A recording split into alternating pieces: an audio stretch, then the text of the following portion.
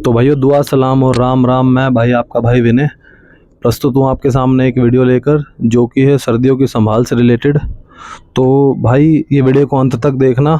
मैं वादा करता हूँ कि अगर आपने इस वीडियो को अंत तक देखा तो इन सर्दियों में आपका एक भी कबूतर बीमार नहीं होगा। तो चलिए शुरू करते हैं वीडियो को।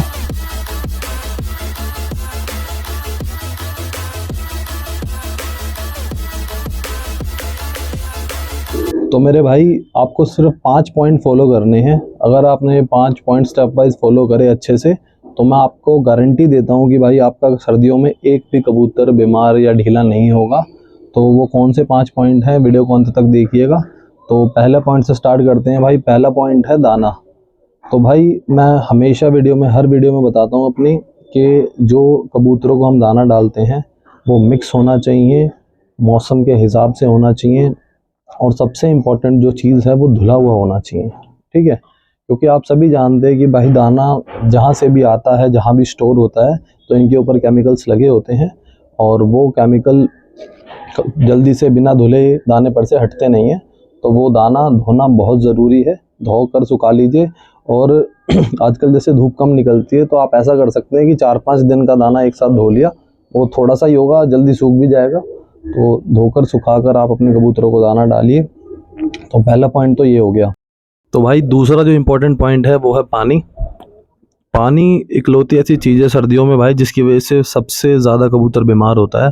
क्योंकि बहुत से लोगों को ये पता नहीं होता कि कबूतरों को पानी किस हिसाब से पिलाया जाता है सर्दियों में, और वो ऐसे ही नॉर्मल तरीके से रख देते हैं और फिर भाई कबूतर बीमार हो जाते हैं। फिर उनको समझ भी नहीं आता कि ना कोई बाहर का कबूतर आया ना कुछ हुआ, उसके बाद भी कबूतर बीमार कैसे हो गए। तो भाई पानी बहुत इंपॉर्टेंट चीज़ है। पानी को किस तरीके से पिलाना है, कैसे पिलाना है, वो बताता हूँ मैं आपको। तो भाई जो हमारा कबूतरों को हम दाना खिलाने के बाद पानी पिलाते हैं, हम क्या करते हैं मोस्टली, कुछ लोग मैंने देखा है कि भाई वो पानी पिलाते हैं उनको और वो रखा रहने देते हैं। आजकल ड्रिंकर्स आ गए हैं, उसके बावजूद वो ड्रिंकर अंदर रखा रहने देते हैं।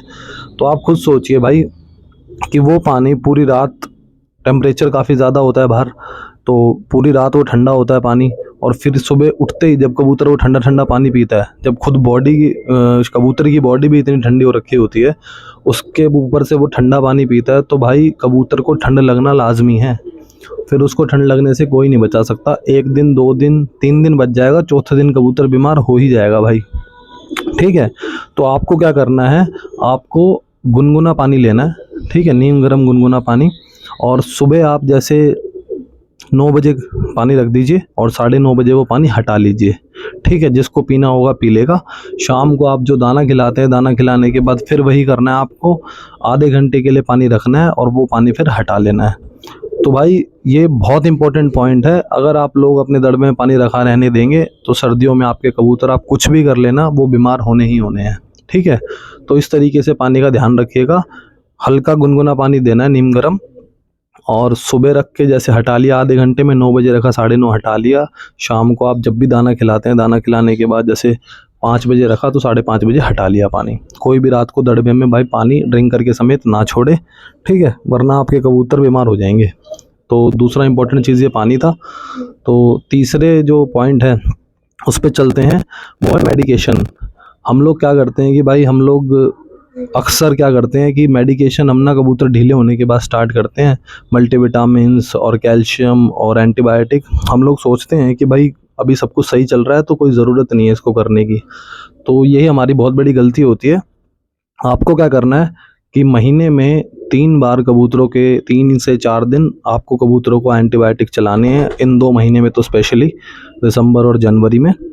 आप जैसे ये लगा लीजिए कि महीने की शुरुआत होती है 1 तारीख से, तो 1 तारीख से लेके 3 तारीख तक आप कबूतरों को एंटीबायोटिक दें।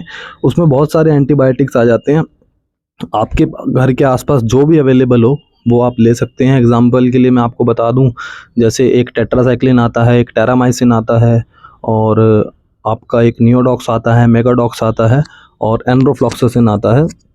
तो ये सब एंटीबायोटिक्स हैं जो कि आपके कबूतरों को आपको 3 दिन ज़रूर देने ही देने हैं, चाहे कबूतर सही हो तब भी, और कबूतर बीमार हो फिर तो आपको 5 से 7 दिन चलाने पड़ेंगे।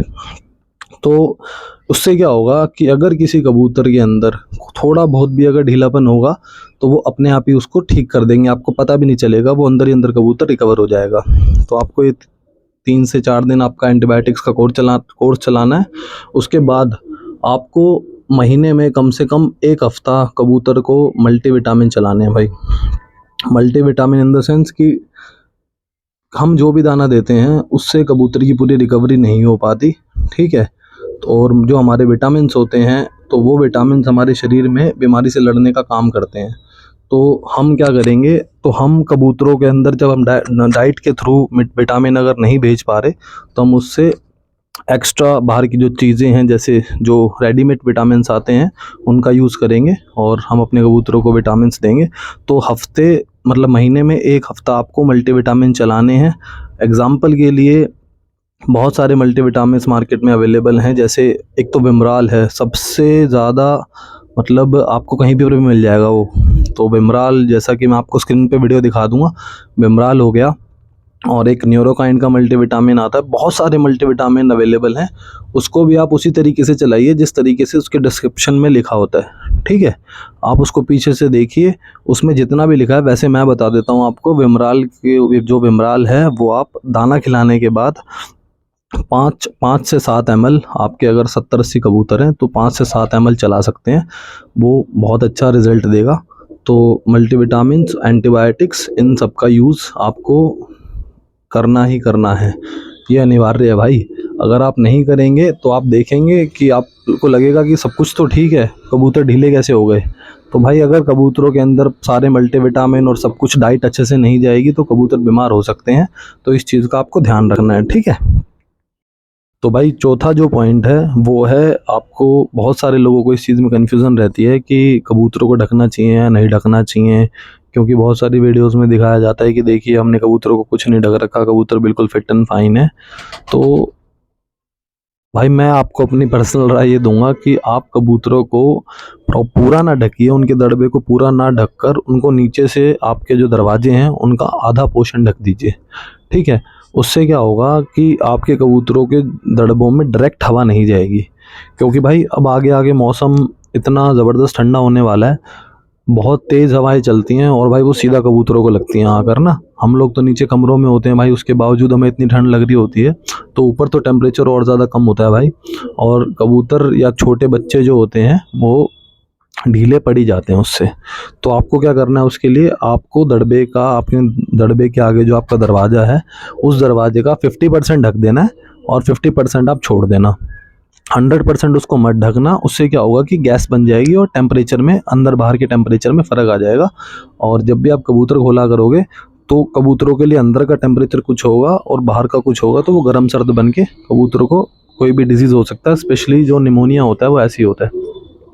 तो इस चीज़ का ध्यान रखिए। कबूतरों को ढकने के लिए आपको अपने लॉफ्ट को 50% ढक देना है नीचे से, ऊपर से आपको छोड़ देना है थोड़ा सा, ताकि कबूतरों के दड़बे के अंदर गैस ना बने, ठीक है भाई।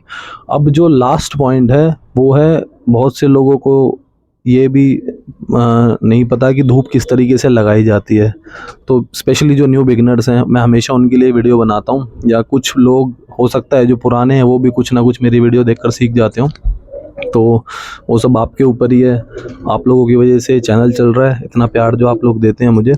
और जो सबसे लास्ट पॉइंट है हमारा, 5th पॉइंट, तो वो ये है कि हमको कबूतरों को धूप लगानी चाहिए या नहीं लगानी चाहिए और कितनी लगानी चाहिए, ठीक है भाई।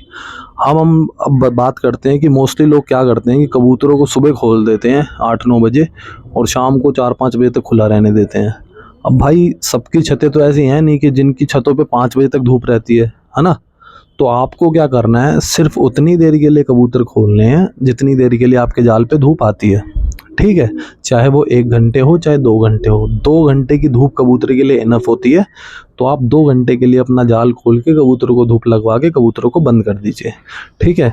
वो गलती आप ना करें कि आपने पूरा दिन खोल रखे हैं सुबह से शाम तक, क्योंकि सुबह का टेम्परेचर और शाम का टेम्परेचर ठंडा होता है और जो दिन का टेम्परेचर होता है उसमें थोड़ी सी धूप की वजह से थोड़ी सी गर्मी होती है। तो इसलिए आपको दिन में 12 से 2 या 11 से 1, जिसके भी जाल पे जितने भी बजे धूप आती हो, 1 से 2 घंटे की धूप बहुत होती है। आप 2 घंटे धूप लगाइए और कबूतरों को वैसे के वैसे बंद कर दीजिए। तो ये 5 पॉइंट है, आप खुद देखिएगा, आपने इन 5 पॉइंटों को फॉलो कराना तो आपका एक भी कबूतर सर्दियों में बीमार नहीं होगा और अगर उसके बावजूद भी किसी को कोई प्रॉब्लम हो डिसीज़ हो किसी कबूतर को, तो मैं हमेशा अपने भाइयों को कहता हूँ कि मैं हमेशा उनके लिए रेडी हूँ। आप मेरे इंस्टाग्राम पे मुझे मैसेज कर सकते हैं और मैं उनका जवाब बिल्कुल दूंगा और उनके कबूतरों को सही कराने की पूरी जिम्मेदारी लूँगा। तो इस चीज़ का ध्यान रखिएगा कि ये जो चैनल है ये सब आप ही के लिए है, क्योंकि आपने देखा होगा मोस्टली मैं कहीं जाकर वीडियो भी नहीं बनाता, क्योंकि उसका मेरा मेन रीज़न यही है कि पहले हम अपने भाइयों ने जो कबूतर रखे हुए हैं पहले उनको ये तो पता चले कि कबूतर रखने कैसे हैं, है ना। उसके बाद की बात है वो सब कि भाई कौन से रखने हैं, क्या नस्ल की परख है, क्या जोड़ों की वो है, तो ये सब चीज़ें हैं। तो आशा करता हूँ कि ये वीडियो आपको पसंद आई होगी। तो मिलते हैं नेक्स्ट वीडियो में।